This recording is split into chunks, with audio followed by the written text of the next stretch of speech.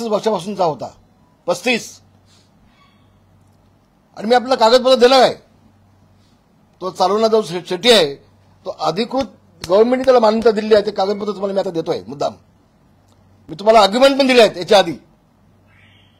त्याला चालवायला दिला होता तो, आणि लायसन्स अकेशाचा आहे, बाळ नाही. आम्ही इतक्या खालच्या लेवलला कधी आलो नाही आणि येणार पण नाही. पैशांसाठी खालच्या लेवलला कोण गेलाय ते दाखवणार आहे तुम्हाला मी आता. तिथून बदनामी करायला सुरुवात केली. योगेश कदम गृहराज्यमंत्री काय झाला ना, आणि हे 35 वर्षापासून हॉटेल आहे, बाग आहे. मला अनिल पगड एक सांगे, हॉटेल ड्रम बीड बाग कुणाचं आहे? ड्रम बीड बाग कुणाचं आहे सांग चल. ठाकरे कुटुंबियांचं आहे. आणि तो बंद का झाला आता? लायसन्स रद्द का झालं ते सांग चल, ते सांग. कुणावर तुम्ही आरोप करताय? आमच्या आयुष्यामध्ये आम्ही आमच्या काळे आणि खोटे धंदे कधी केले नाहीत. आणि मी ज्यावेळेला मला हे कळलं त्या FIR मध्ये असं लिहिलं होतं की एक मुलगी, कारण 14 मुलींचं त्यांनी परमिशन घेतलंय वेटरसाठी, म्हणून त्या मुली तिथं होत्या. हे देखील तुम्हाला मी सांगतोय. एससी वेटर परमिशन घेऊन त्यांनी, त्यातली एक मुलगी विक्षिप्त हावभाव करत होती असं त्या FIR मध्ये लिहिलं आहे. म्हणजे डान्स बार झाला का? डान्स बार झाला. पण तेवढा एक मुद्दा मला कळल्यानंतर मी ताबडतोब त्या शेट्टीला नोटीस दिली, त्याला बाहेर काढला, हॉटेल बंद केलं, लायसन्स सबमिट करून टाकली. आणि त्यानंतर 1.5 महिन्यांनी यांनी सभागृहात काढले. 1.5 महिन्यांनी. त्यानंतर हा बोलला म्हणून आम्ही काय केलं नाही. आम्हाला संवेदना आहेत, आम्ही इज्जत घेऊन बसलोय. आणि हा भाडखाव तो म्हणतोय ना, तो भाड कोण खातो ते मी सांगतो आता, सांगतो मी आता. नंबर 3, बाळासाहेबांच्या बाबतीमध्ये मला साहेबांची बदनामी होईल असं कुठलंही मला वक्तव्य करायचं नाही. बिलकुल नाही, बिलकुल नाही. बाळासाहेब आमचे दैवत आहेत, होते, आजही आहेत. मी जो उद्धवजींनी जे मला सांगितलं होतं, हाताचे ठसे आपण घेतो ना, छत्रपती शिवाजी महाराजांच्या पायाचे ठसे घेतलेत किल्ल्यावरती. आणि तसं आमचं दैवत म्हणून त्यांच्या हाताचे ठसे घेत असतील तर वाईट काय? ह्यांना असं काय वाटतं की स्विस बँकेसाठी मी ते बोलले म्हणून खाई त्याला खाऊ खावी काय? बाळासाहेबांच्या बाबतीमध्ये असे घाणेरडे विचार आमच्या डोक्यात कदापि येणार नाही, कदापि येणार नाही, बिलकुल नाही. बिलकुल. मी संशय व्यक्त केला होता, संपला विषय माझा. मी संशय व्यक्त केला होता, मला त्या खोलामध्ये जायचं नाही. आणखी बाळासाहेबांची बदनामी होईल असं कुठलाही कृत्य, असं कुठलाही वक्तव्य माझ्याकडनं होणार नाही आणि करणार देखील नाही मी, बिलकुल नाही. आमचं दैवत आहे ते. त्यानंतर त्यांनी पुन्हा आपले आखले दिवे पाजळले. योगेश कदम, एक मला सांगा, मी पण गृहराज्यमंत्री होतो. गृहराज्यमंत्र्याला अधिकार असतात. त्याच्या मनाला वाटलं की बाबा त्याचं समाधान झालं, याच्यावरती एकही केस नाही, कुठलीही केस नाही याच्यावरती. आणि तो एक शिक्षक असेल, एक बिल्डर असेल, कोर्टामध्ये कोर्टाने त्याला क्लीन चिट दिली असेल तर गृहराज्यमंत्री निर्णय घेऊ शकतो. तुझ्या बापाला तुला विचारून घेणार नाही निर्णय. हा, आणि बोला आता, हे आमच्याकडे आलंय, हे निर्णय घेऊ का? तुला विचारायचं का रे? आणखी तुम्हाला एक गोष्ट मुद्दाम सांगतोय, मला अधिक खोलात जायचं नाही, पण योगेश कदमला विचारलं मी, त्यांनी हा जो निर्णय घेतलाय पेसिफिक याबाबतचा, तो विधिमंडळातल्या एका मोठ्या पदावर बसलेल्या, विधानसभेमध्ये विधिमंडळामध्ये मंत्र्यांना देखील आदेश देणारा अशा व्यक्तीने त्यांना सांगितलंय. तो पण न्यायाधीशच आहे. ज्याने योगेश कदमला सांगितलंय तो पण न्यायाधीशच आहे, लक्षात घ्या. आणि म्हणून योगेश कदमने निर्णय घेतलाय तो. मला आता नाव घ्यायचं नाही, त्याचं नाव योगेश कदमांनी मुख्यमंत्र्याला पाठवलंय. त्या व्यक्तीचं नाव, मोठी व्यक्ती आहे, आसनावरती बसलेली, उच्च आसनावर बसलेली व्यक्ती आहे, मी नाव घेणार नाही त्याचं. अशा व्यक्तीने सांगितल्यानंतर आणि त्यांनी शिफारस केल्यानंतर त्याच्या दृष्टीनं ही व्यक्ती ही स्वच्छ असेल असं असेल तर गृहराज्य मंत्री निर्णय घेतला आणि समोर कागदपत्र सगळे होते. पण फक्त योगेश कदमचा राजीनामा बस. शिवसेना उतरणार रस्त्यावरती उतरणार. म्हणजे बघा 40 मंत्री आहेत. अनिल परबला पहिल्या दिवसापासून फक्त योगेश कदम. पहिल्या दिवसापासून फक्त योगेश कदम. त्याचा अर्थ काय महाराष्ट्राला कळत नाही का? समजत नाही का? आणि म्हणून योगेश कदमांनी जो निर्णय घेतलाय त्याचा खुलासा त्यांनी केलेला आहे. त्याचे जे अधिकार आहेत ते अधिकार त्यांनी वापरलेले आहेत. एखाद्या मोठ्या व्यक्तीने शिफारस केलेली आहे ते तुमच्यासमोर आज ना उद्या येईल. मुख्यमंत्र्यांनी त्यांनी सांगितलेलं आहे. तर हे काय सांगतोय माकड? तो असं समजतो की अख्ख्या जगाचं ज्ञान फक्त मलाच आहे. पाचवी गोष्ट, माझ्या पत्नीने येऊन इथं खुलासा केला. तो खोटा आहे तिच्या दबावांना म्हणे. म्हणजे हा म्हणेल ते खरं. आम्ही सगळे खोटे. जे विटनेस आहेत एक विटनेस सांगाव एक. कारण त्यावेळेला मी माझी पत्नी आणि माझी मुलगी तिघच होतो. ही घटना घडली त्यावेळेला. माझी मुलगी त्यावेळेला लहान होती 7-8 वर्षाची.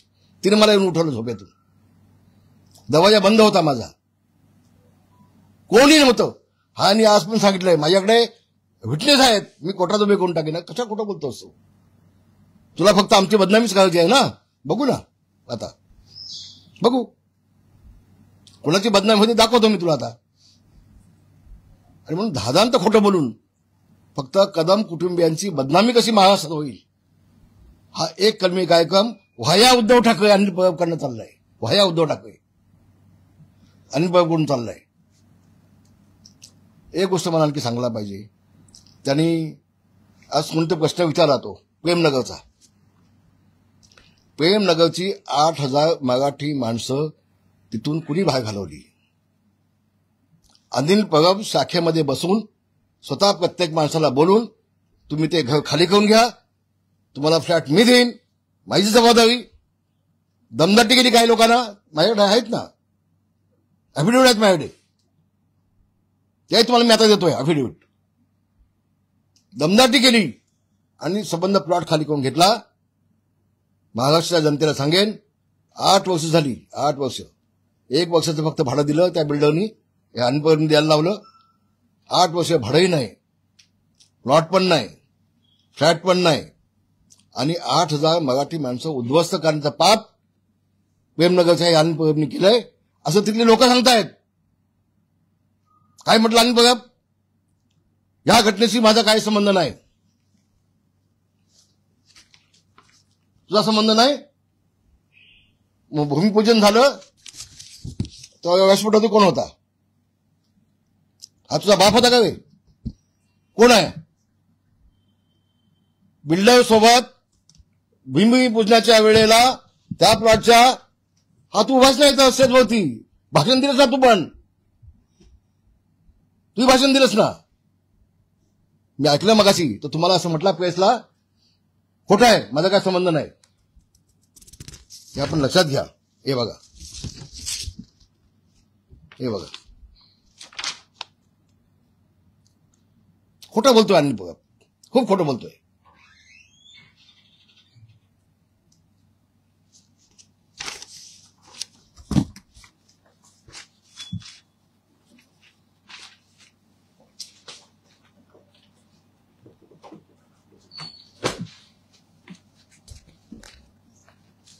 ह्या माझ्याकडे आहेत ते अफिडेव्हिट तिथल्या स्थानिक.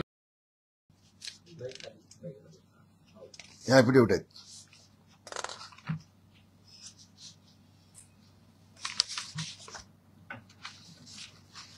ह्या अफिडेव्हिट आहेत.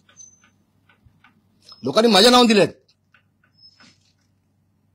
नाही, प्रतिज्ञापत्र दिलंय. हा जो म्हणतो ना 2 मर्सिडीज मी निवडणुकीमध्ये दाखवल्यात, त्या मला माहिती नाही दाखवल्यात की नाहीत त्या. तुम्हाला पण त्यानुसार लांबून दाखवलं. आणि म्हणून मी तुम्हाला तो हे मुद्दा या अफिडेव्हिट मधला प्रतिज्ञापत्रामधला मुद्दा वाचून दाखवला. संजय कदम व अनिल परब यांनी प्रेमनगरच्या प्रोजेक्टमधून भरपूर कोट्यवधी रुपये कमावले मी व माझ्यासारखे अनेक लोक देशोधडीला लागले. आमचा बिल्डर सहाना ग्रुपचा मालक सुधाकर शेट्टी यांनी अनिल परब याला 2 42 गाड्या दिल्या आहेत. प्रतिज्ञापत्रात आहे. संजय कदम यांनी बिल्डरच्या पैशाने स्थानिक पदाधिकाऱ्यांना नवीन बुलेट या वाटल्या. बुलेट वाटल्या, 100 बुलेट वाटल्या. 100 बुलेट. या प्रकरणाची सखोल चौकशी व्हावी अशी मागणी स्थानिक लोक सगळे करत आहेत. मागणी करत आहेत सगळे. आणि हा म्हणतो माझा काय संबंध नाही. संबंध नाही म्हणतोय.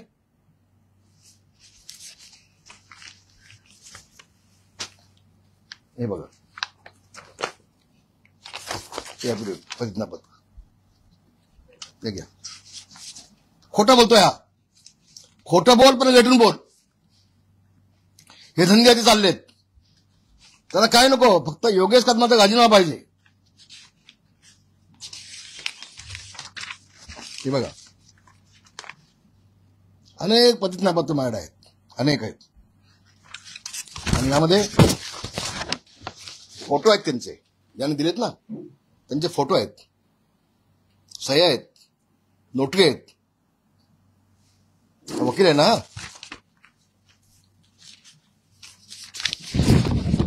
यामध्ये मला अनेक लोकांनी सह्या दिलेल्या आहेत. माझ्याकडे सह्या दिलेल्या आहेत. त्या बघा सह्या, नोटरी आहे. ते बघा. हा नालायक माणूस सांगतोय, हा नीच माणूस सांगतोय की माझा काय संबंध नाही. अरे जवळ 8,000 मराठी माणसांना उद्ध्वस्त केलास, पैसे खाल्लेस, स्वतः होतास. आणि ते सांगतायत हा शाखेत यायचा आणि आम्हाला एकेकाला बोलून दम द्यायचा, तो खाली करा म्हणून. दिलंय सगळं. मी म्हणत नाही, हे प्रतिज्ञापत्र म्हणतंय तिथल्या लोकांचं, स्थानिक लोकांचं. म्हणून दादांत खोटं बोलतोय. दादांत खोटं बोलतोय. याला फक्त योगेश कदमचा राजीनामा पाहिजे. याला आणि उद्धव ठाकरेला, दोघांना.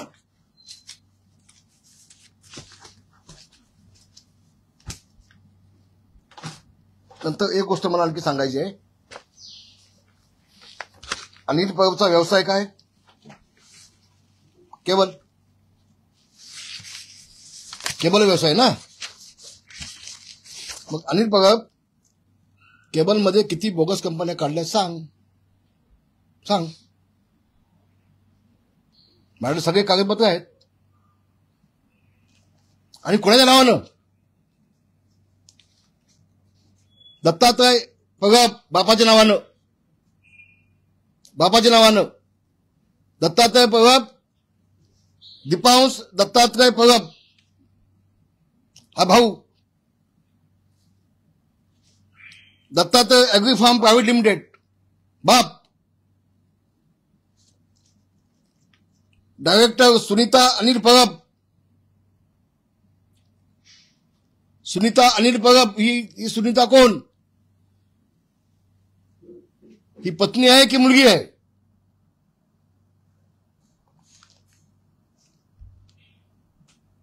Hathway Dattatray cable network. अशा बायकोच्या नावानं, मुलीच्या नावानं, बापाच्या नावानं, भावाच्या मुलाच्या नावानं ह्या बोगस कंपन्या काढून काय केल्यास तू? त्यासाठी मी वेगळी पत्रकार परिषद घेणार आहे. फार मोठा भांडा फोडणार आहे यामध्ये. खूप खोलात गेलो आम्ही मंडळ सगळी. आणि तू माझ्या बायकोच्या नावानं सांगतोय बाळ म्हणून. ठाकरे कुटुंबाच्या नावाने देखील बाळ आहेत. आणि ते का बंद झाले त्याची माहिती काढ, म्हणजे कळेल तुला. पण आम्ही कधी डान्स बाग सारख्या गोष्टी केल्या नाही आहेत. ऑर्केस्ट्राची परमिशन आहेत ते. आणि मुली त्या वेटर म्हणून त्यांना परमिशन दिली आहे. तिथे गव्हर्नमेंटने दिली आहे. परमिशन घेऊन होत्या त्यामुळे तिथे. आणि म्हणून फक्त महाराष्ट्रामध्ये आम्हाला डान्स बाग म्हणून कसं बदनाम करता येईल, हा एक कलमी कार्यक्रम उद्धव ठाकरे आणि अनिल परब यांचा चालू आहे. मी आपल्याला एवढं सांगेन, आम्ही स्वच्छ जीवन जगलोय आतापर्यंत.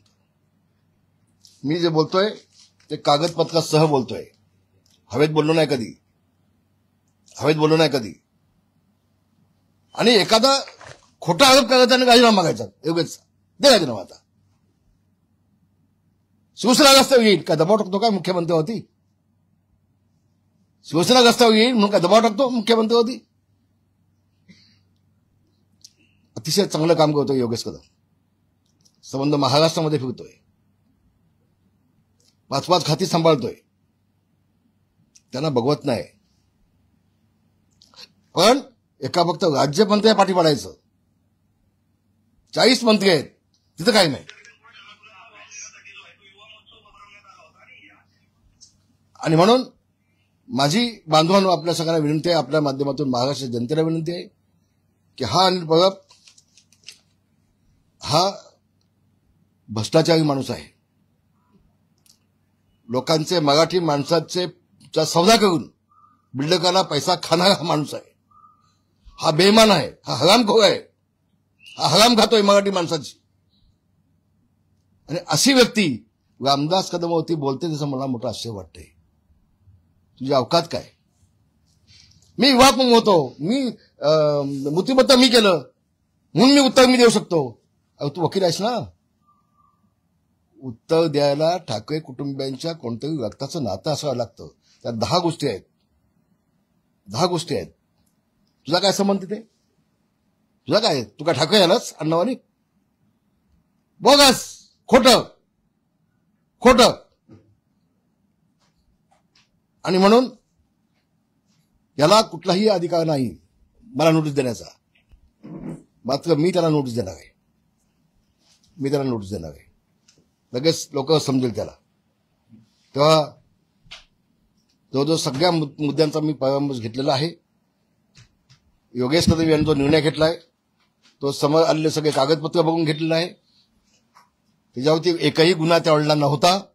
ज्यावेळेला परमिशन दिलं त्यावेळेला एकही गुन्हा त्याच्यावरती नव्हता.